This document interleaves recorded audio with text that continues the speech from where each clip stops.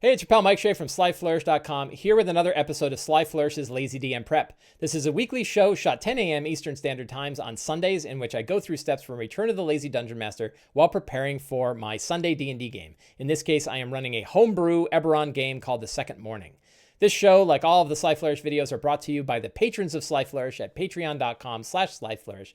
If you want to help this show out and help pay for all the expenses that it takes to keep the Sly Flourish empire alive, you can do so by going to patreon.com/SlyFlourish and becoming a patron. Patrons now get access to things like adventure generators, independent adventures, access to a Discord server, a monthly newsletter, and the good feeling of helping keep shows like this going. So thank you to all of those who are able to be a patron of Sly Flourish. Thank you all. So in my last game, I ended in a spot in the previous game where I didn't know what direction they go. Are they going overland? Are they going underground? Where are they going and how are they getting there? And that was a real problem because I was like, how can I prepare this? So I decided that I was going to run something that I love, which is a Seven Samurai style adventure. And I was just talking on Patreon about the patrons and access to new and unique things for patron subscribers. And one of them is I'm gonna go pull it up now so you can see a preview of it. Let's go to the patron hangout and we'll go to pinned, and we have somewhere in here is adventure generators. So I think we can see this, right? Yes. So adventure generators are a new thing I've been working on, and I love them. They're fun to put together. I think they're really useful. I use them when I run my own games, so I dig them. An adventure generator is a single page scenario. It's not an adventure. You still have to fill in the details, but it gives you an idea of like, here's the type of adventure you can run. Here are a bunch of random tables you can roll on to get your mind out of ruts and into new and interesting areas, and then put together an adventure. So the first one of these is Adventures for Hire, and the idea here is it's more of a general adventure generator. This is like you have a job, a patron gives you a job to go to a place and do something. Right. And then there's all different kinds of things you could do. Hunt down someone, a bunch of different things. Protect something, steal something, discover something, bury something, awaken something, recover something. Very generic one, but a good one. And I use this for my one-on-one D&D games with my wife, and it makes prep really, really quick.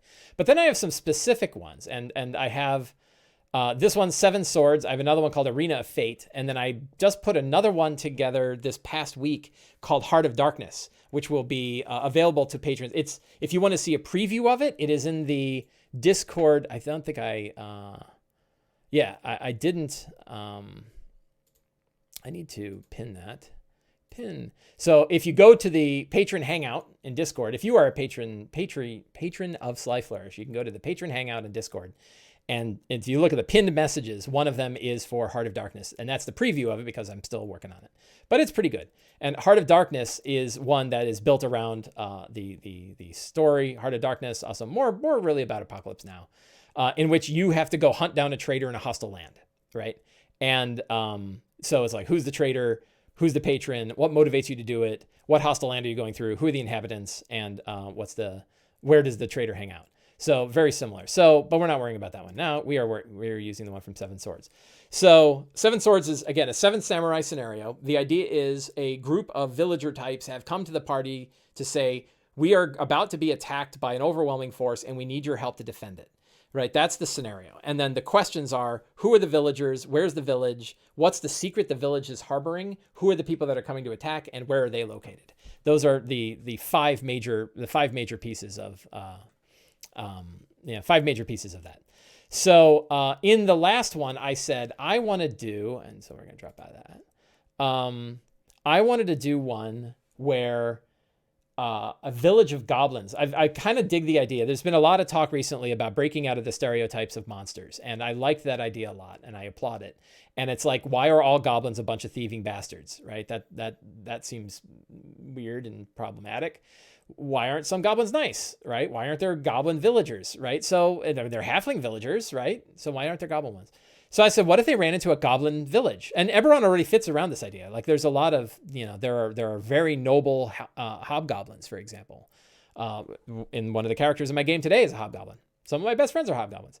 So, why isn't there a relatively peaceful goblin village, right? And it is being attacked by bugbears. So you actually have two different kinds of goblins. And the bugbears are not all bugbears are dicks, but these bugbears are dicks. There's a specific group of bugbear marauders that are coming in. And then I rolled on the list and I tried to say like, well, what's interesting? And it was like, it came up with a few things. And what ended up happening is that the Goblin Village, the goblins are actually sort of miners. They say they're mining coal, but they actually mine other things too. And the mine has been really successful because underneath the mine, there was a red dragon. And the red dragon, just the presence of the red dragon kept the mines hot and kept the rock molten and really made it very productive. And the dragon died and it left behind an egg. And they know that the egg is going to hatch. And the bugbears figured this out. And the bugbears run a monster menagerie. They love to have monsters. So they have wyverns and chimeras and other kinds of monsters in their menagerie. And they want a dragon. Like, to get a red dragon would be awesome. So they're like, we're coming into your village and we're taking the dragon. And the goblins are like, if they take the dragon, our village we're as good as dead, right? That our whole livelihood disappears. So the party did go down underneath into the underworld. They went and found a really cool monument. I actually pulled some locations for Kyber right out of Ruins of the Grendleroot, which worked really well. Always nice when my own stuff works well for me. And so they saw, where did they go to? A big ancient rib cage, right? Rib cage is some huge beast underneath where like the ribs were towering over them in this cavern, and giant vertebrae were like mountains, right? And they were climbing on these things, and they saw a bunch of ghouls hunting down some goblins, and they killed the ghouls, and they did a really quick, because they're 7th level, they did a really good job of killing the ghouls. And then the goblin's like, you're the ones we're looking for. And they said, what? They said, we left our village because we need somebody to defend it. And they gave the whole thing. And my group is like, isn't this like Seven Samurai? And I was like, no, totally different. And it's like, this feels like Seven Samurai. So they went to the city. They met with the elders. The elders, they managed to, the elders are very worried about showing them the dragon because they're like, well, how do we know you're not going to come take the egg? So the elders were very worried about telling the players about it, but they said, we don't really have a choice. So shut up, Tim. It's an original idea. So they saw the egg and they came back out and they said, all right, we're in. And that was where we ended the adventure. So we're going to go to our session planning template here. And we're going to duplicate that. So for anybody that doesn't know what this is, I am doing my game prep in Notion. Notion is a OneNote style web-based tool for building your personal wiki. It's like an online notebook system, but it works really well for D&D prep. And I have a template available. It is in the show notes below. It is also, I will link to the Lazy DM template here. We'll do a copy link, which gives you access to the whole notebook arrangement that I have for Notion.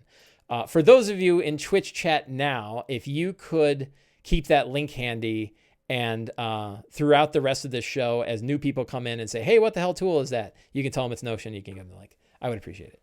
I should have a bot do that, right? I don't know why I don't have a bot do that, but I don't know about bots. I do have another bot today on Twitch, though. The D&D bot. You can look at the characters. We'll get into that in a minute. I just added it. So I made a new template for it, and we go into the template, and we're going to rename it. And it is the 16th. 16 August 2020, Sunday D&D. And the first thing we do is review the characters. Now, here's an interesting way you guys on Twitch get a new benefit, which is you can actually explore the characters with me. So if you go onto Twitch and highlight on the right-hand side, you will see a D&D Beyond interactive overlay. Did that work? Why didn't it work? I thought it would show the characters, but I don't see it showing the characters. Is it working for anybody? I don't think it's working. I think I have to configure it. Great. Well, we'll worry about that next time. So I have a new D&D Beyond interactive overlay, and ideally that would work, but I don't see it working. I don't know. Let me see if I can fix this real quick, because it'd be really cool. Is it under channel? I have to actually go into the Twitch app here. So let's go to my video producer. Let's see if the video producer has anything. Extensions. So I thought I set all this up.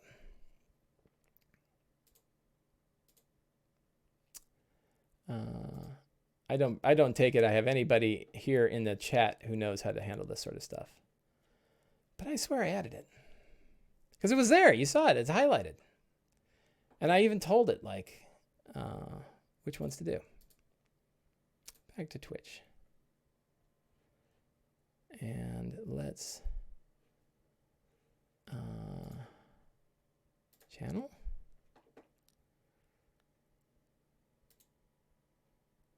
Let your viewers experience on-demand detailed information. Visible is checked. Add to my channel. I thought I'd already did. Yeah, configure. Campaign selection. Sunday D&D game. Bang, bang, bang, bang, bang. Right? Oh, did it not work? Maybe I have... they all have to be read. Okay, save. I think I did it wrong first time. It might work now. Back to Twitch. Channel. And now you click on it. Yay! Look over there on the left. So now you should be able to see all of the... So 5 of the 6. So one of my players does not use D&D Beyond for his character, and I'm not going to make him do so.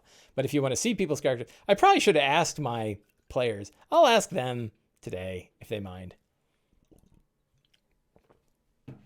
So this little tool, you should be able to pull up the character and actually say view the character sheet and view all the information about the character. So Arwen Chi, for example, has a ranged weapon called Bad News. Awesome. Fun stuff. So you two at home can explore the characters. Well, I'm exploring the characters. But let's go back to my Notion, because I'm going to review the characters inside Notion. So who are the characters?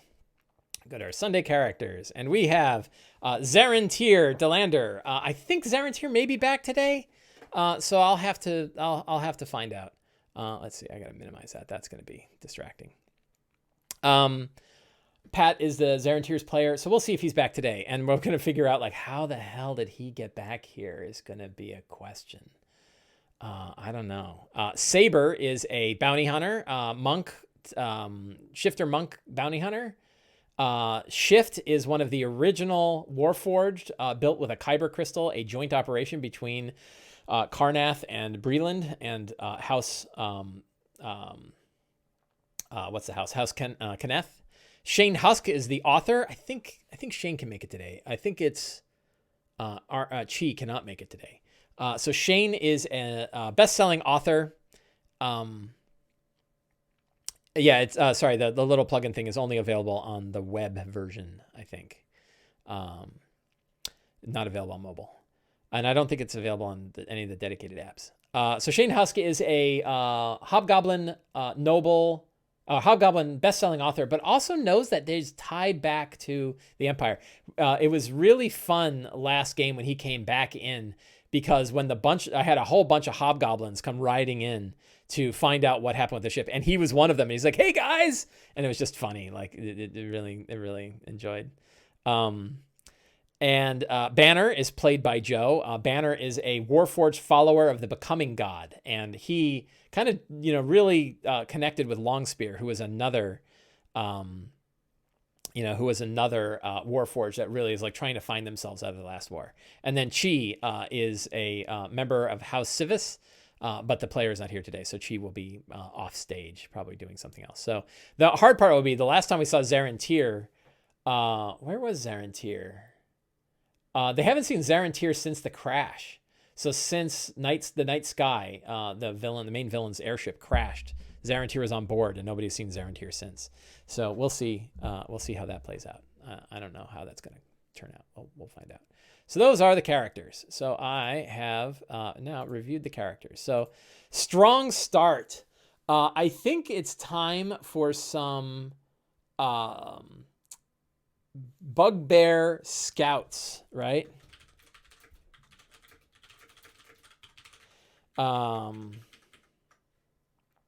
6 Bugbear Scouts come to the village. What kind of cool, what could they be riding on mounts? Like, what would be cool mounts that they would ride? We could do big lizards, like what do they call the drakes, right? Guardian drakes. Let's take a look at D&D Beyond, and let's go to Drake. Guard drakes, ambush drakes. I think I like the guard drakes, and they might have different ones, right? So yeah, and that's like part of the menagerie, right? Is they have these guard drakes. Probably only a couple of them though. I think the bugbears probably ride on. They don't have a lot, so. They've come to spy. They're coming to look at the village, and I think the characters are going to become aware of these guys and have to try. You know, one of the options is like, can you stop them before they get back and tell, like, oh my God, guess what? Those pain in the ass goblins actually got some help, right? So they have to figure that out. So dealing with the bugbears, the planning plans, right? And they really have a couple of choices. Defend the village and prepare for its defense, which I need to consider. Or attack the menagerie. Or both. Why not both? So that's really, I guess we can just put these down here, right? We'll put question marks next to the ones I'm not sure they're going to do.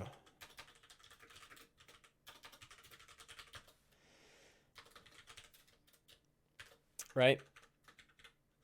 Oh, what's going on here? Sometimes Notion does some weird stuff.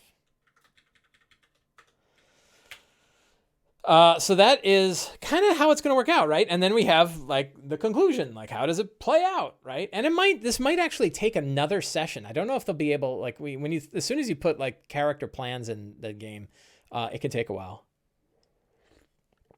Axe beaks, yeah, axe beaks are pretty good. They'd be fun. That might be better than guard drakes. I think you're right. We're gonna do axe beaks. Thank you, Snark Knight.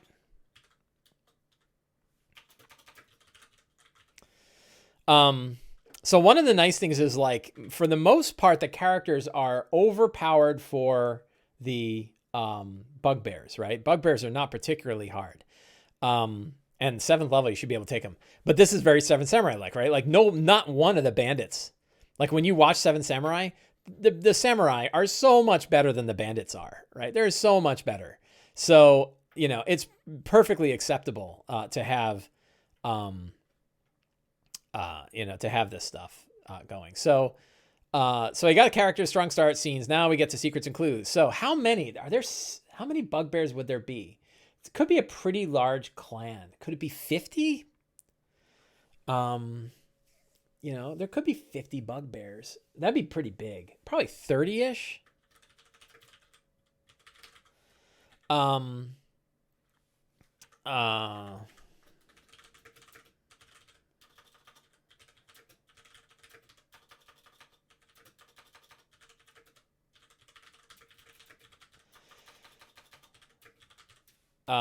Who's the bugbear leader? Kron. I'm watching Wrath of Khan, and I think I'm going to lead.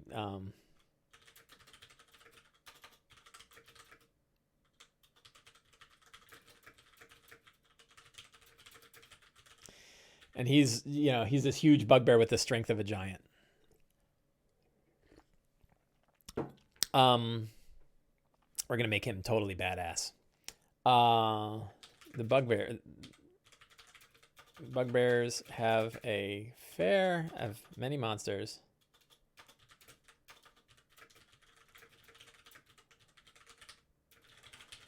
Wyvern, Manticore, what other kind of fun? Let's take a look. We'll do the digital version. Give me a sec. Go in here, open a new window. Go to the Lazy DM Workbook. When I need to find monsters of a particular challenge rating, I go to Sly Flourish's Lazy DM Workbook, and I go down to my monster random tables because there are a bunch of monsters that are in there by challenge rating. So go packs, monuments, items, town events, monsters. So we're probably going into the CR 5 to 8, 4 to 8-ish range. They would be non-intelligent monsters. They have a giant crocodile. I mean, maybe they have a giant crocodile, right? These are there. I get, I'm not gonna, instead of putting the list of monsters in here, we're gonna put them down in monsters. I mean, wyvern, giant crocodile,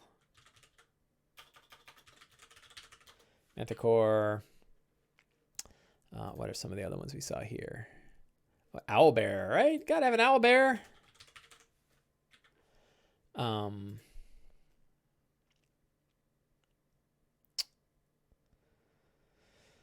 quaddle? A quaddle will be fun. I think quaddle could be, something that doesn't like being there. They love it, but it doesn't like them, and maybe they bound it somehow. What's the three? The real big one is probably their prized possession is the what is it called? Is it Chimera? Is Chimera the one with the 3 heads? I'm pretty sure, right? I think they fought a Chimera though. Did they fight a Chimera? I don't think they fought a Chimera. I can't remember. I don't think they did. They fought a Gorgon. We'll find out. Then we have lots of bugbears. We have bugbear veterans. And we have Krang. What did I call him? Kron. And we're going to reskin a giant. Let's pick a giant. Maybe a hill giant. We want monsters. Probably a hill giant, but maybe a frost giant.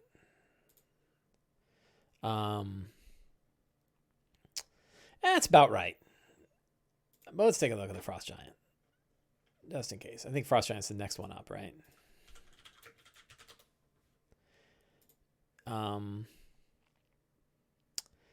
Yeah, let's 25 damage a hit, man. Whoa.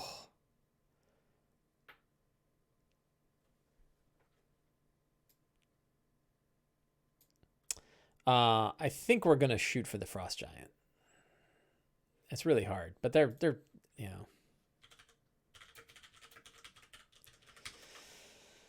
So, this gets into that trick about reskinning a monster, which is like, what do you need to do? And the answer is nothing. Take the frost giant, use the frost giant stat blocks, call it a bugbear champion. You're good. You don't really need to do a lot, right? So, I don't know. That's my approach, because I'm lazy. I don't like doing any work. Yeah, thank you for the comment. Marker113 says, want to say good work. Thank you. Yeah, I hope you enjoy it. Thank you for coming. I hope you enjoy the show. So back up to our secrets. What other secrets do we have? Maybe part of the secrets. Oh, the bugbears learned about the egg from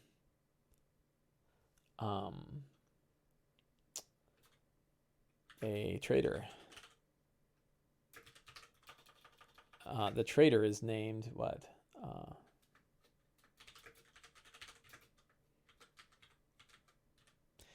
call him Galvin. Galvin is a goblin. And why did Galvin turncoat? That might actually make sense. Probably says like the goblin, we need to move on, right? Like where feels the goblins need to move on. The goblins are sitting at Kyber Gate, or know of a nearby Kyber Gate.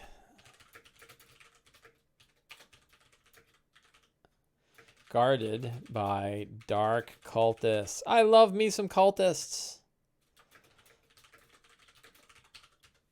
A gate guarded by cultists of the dragon below. That works. Sorry, somebody asked about third-party products. Garvidal says, do you only use Wizards products for your game, or do you introduce third-party publishers such as Kobold Press? I do. I love Kobold Press stuff. I've run a bunch of Kobold Press stuff.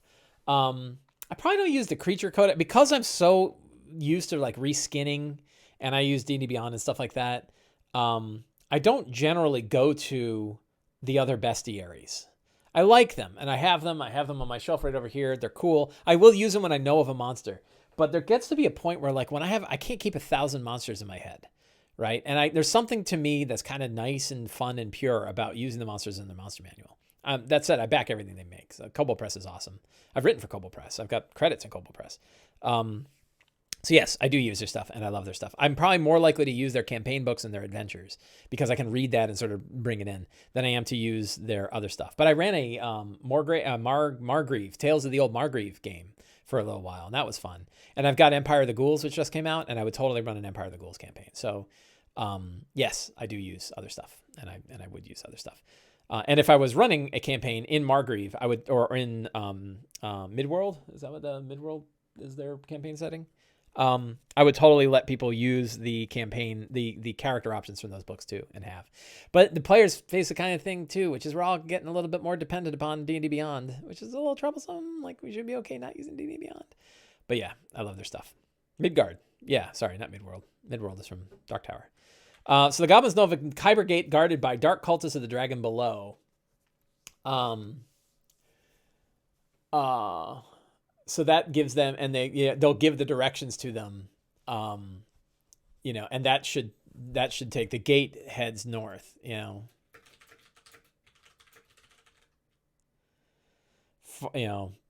near, let's pull up a map,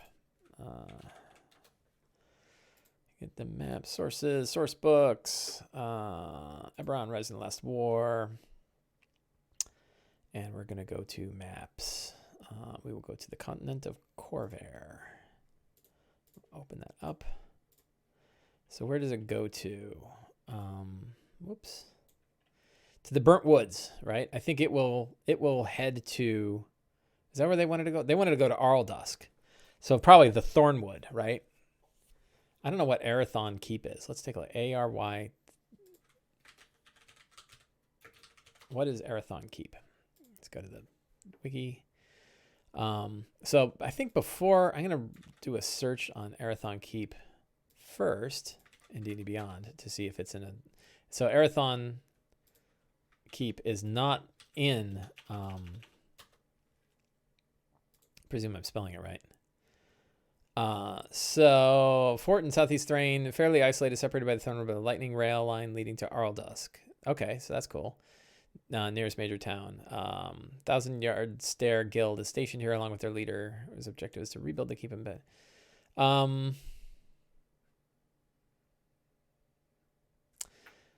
So yeah, so it's an older keep. Okay, so we can kind of make that what we want, right?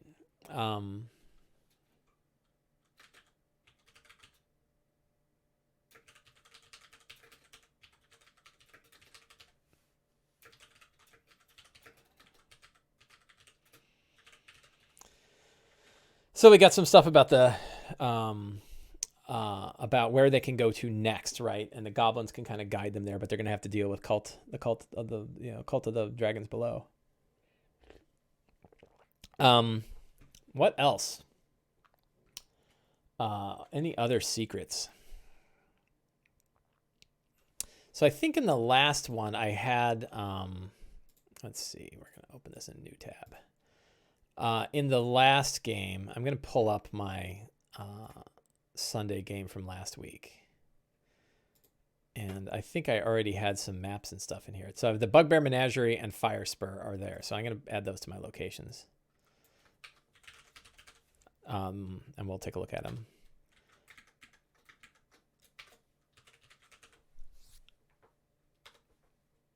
So I have a map of Fire Spur that might show up here someday.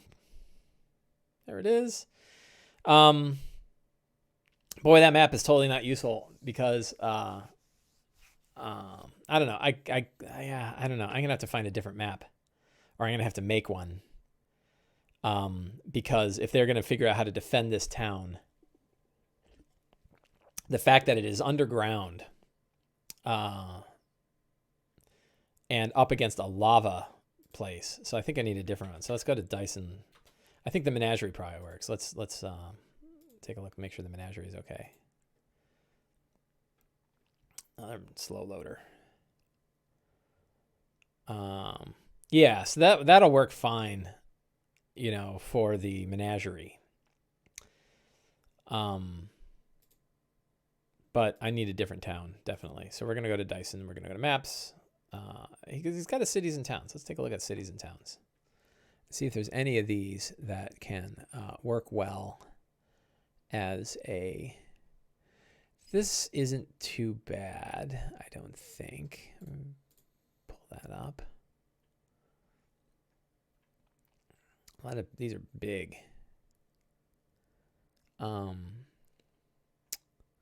You could do like lakeside towns, because they're up against a lava drain, right? There's lava and water that are kind of making obsidian right nearby, and that's what they're working with. That might be one. It's a nice underground town. This one doesn't look so bad.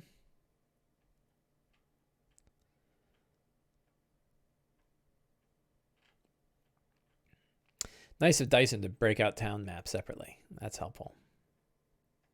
All right, let's take a look. We got 3 options. So we have this guy. It could kind of work. We have this guy, which looks a little better, right? Like, where's the lava side here, though? There's a lot of doors. I don't know. Okay, let's put that aside and let's take a look at this last one here. Did that flip? It looks like it flipped. Yeah, it's upside down. But that can work. This can be the lava. This can be sort of the goblins. Yeah, I think this will work best. So we're going to use this guy. So we'll save the image to desktop.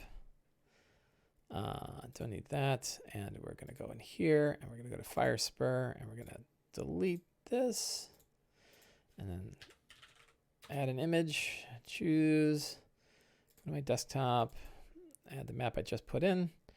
So yeah, so we have a nice, this will be like a lake of lava. If you go back in here, that goes down to the dragon's lair. I may, thank you, Gondlar, for answering the question. And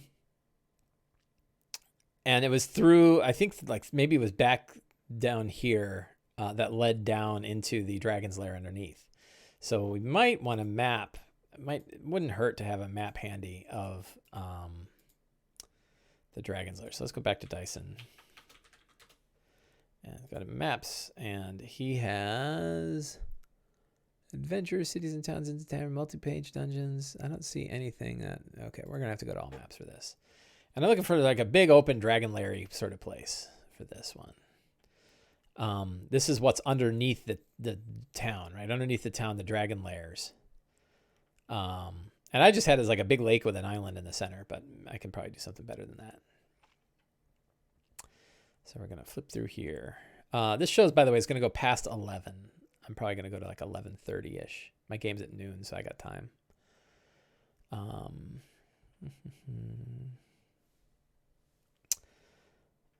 That's not going to do it. The demon pillars. It's not so bad.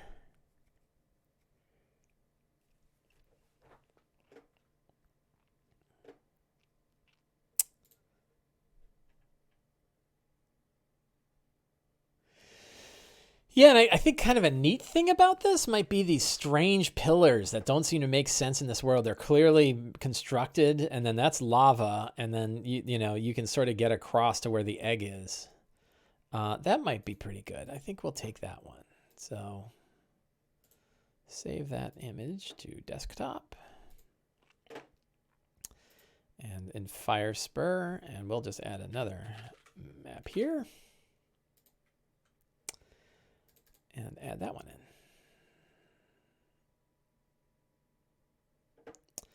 So now we've got that. So we got some good maps. The maps are like helpful because you want to talk to the characters about like what they can do, how they can defend, and how the enemies are going to come in. You need some maps for them to see and decide like, wow, how are we going to do this, right? How are they going to come in? So I think that will work. And now I've got those linked. NPCs, we have Galvin, we have Kron the Mighty. It's a terrible name. Bugbear, Champion, and Leader. Any other interesting NPCs? Let's get some Goblin names. Goblin name generator. Fantasy name generators always has a bunch of names. These are pretty good. Stew Truck. I don't know.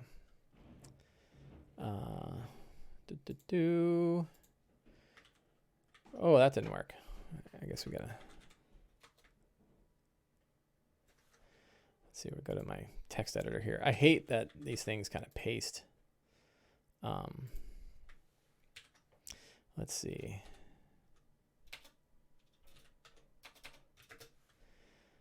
Just need to list some names. So there we go. I got some random. Oh, these are pretty terrible. I don't know. Whatever. Zord, Krell, Beggs, Hank. I like Hank. Far, Emos, Woolib, Brute, Wig, and Strut.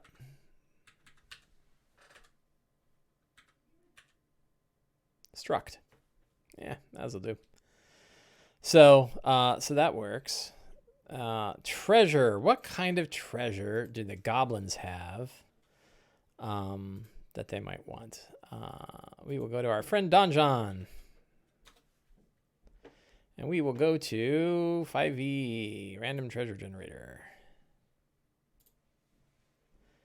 And we will say that's pretty good treasure. They're 7th level. And we're going to go to Treasure Hoard. I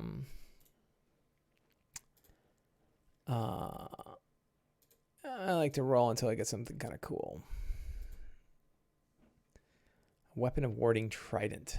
Can't quite see everything here. +1 hand axe. Kind of lame. Cloak of Elvenkind. That's not bad. Where would they be? So there's some goblin stuff, right? Staff of the Python. Cloak of Elvenkind. Bag of Tricks. Rust. I know one of my players loves Bags of Tricks. We might go with this. But I'll probably edit it down. So drop into here. Fair bit of gold, everything else. A brass cloth cloak. Brass cloth gown. So Bag of Trick and the Cloak of the Elvenkind is good. I don't think we need this other stuff.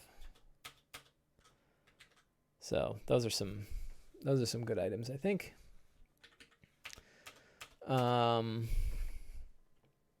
What other? So the one I chinced on is secrets. So let's think about some other secrets. There are deep ways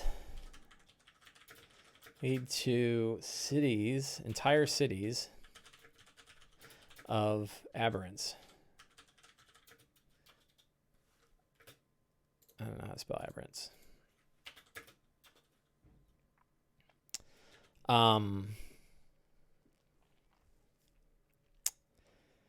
Mind flayers, beholders, and other followers, children of the Daliker.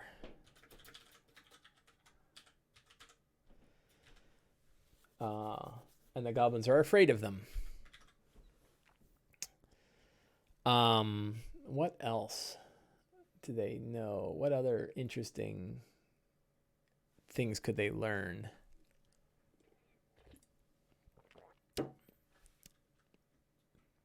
The daughters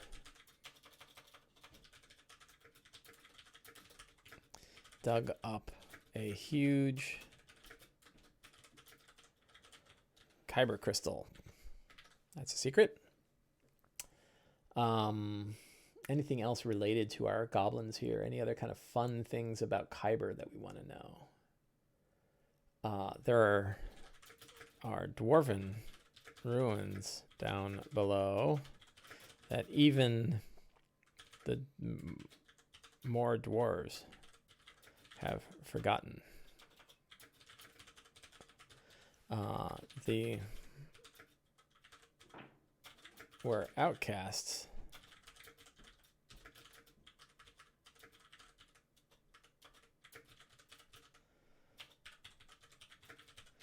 So this is some little bit of lore from, boy, it doesn't like dwarves. We're adding that. Add to dictionary.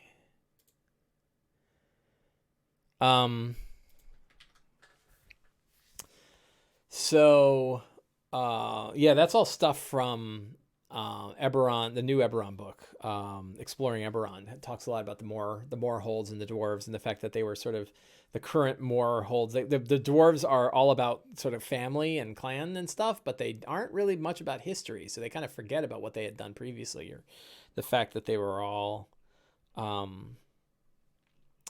the fact that they were, that the dwarves that we know on the surface were more the outcasts of the ones that had been brought down below. So, yeah. Somebody's asking about apps.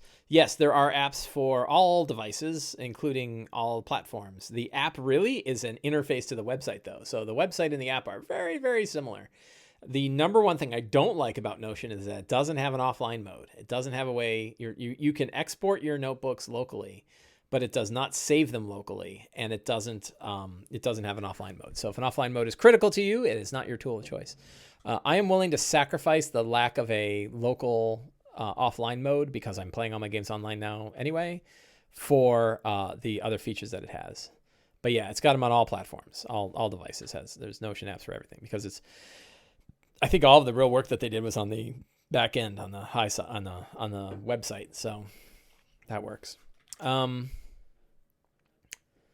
What else? Is there any other kind of interesting secret? Anything else we want to know about? Anything else we want to know about kyber and what's going on down in the depths of kyber? Anything about the Daliker that affects things in mourning? I don't think so. I mean, let's just put some Daliker lore, right?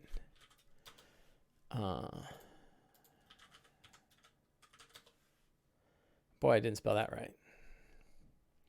Eberron Rising the Last War. The Daliker. The Daliker are the lords of madness, enemies of Zoriat, who invaded from Eberron with a host of mind flayers, beholders, and other foul. But whenever they walked, the Daliker reshaped the world in their image, sowing madness and creating monsters. They fused goblins together to create the gibbering Dolgrims. Dolgrims and Dolgaunt. Yeah, and so we should have some of those, right? I think that's pretty cool. So let's put that secret in. Sometimes you can just take stuff right out of the book and make it a secret. And that's pretty good.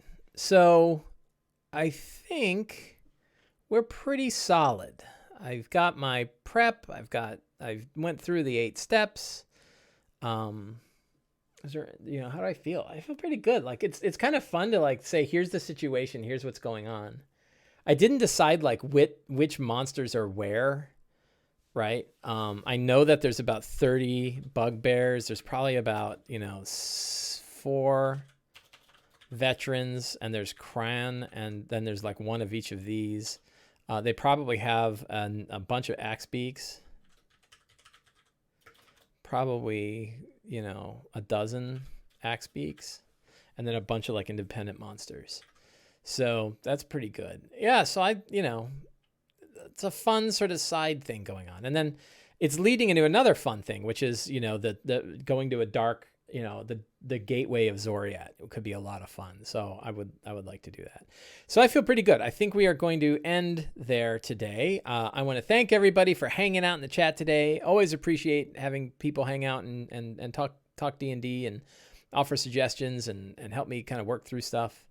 And we will be back on again next Sunday. So thank you very much. Have a great day, and get out there and play a little D&D.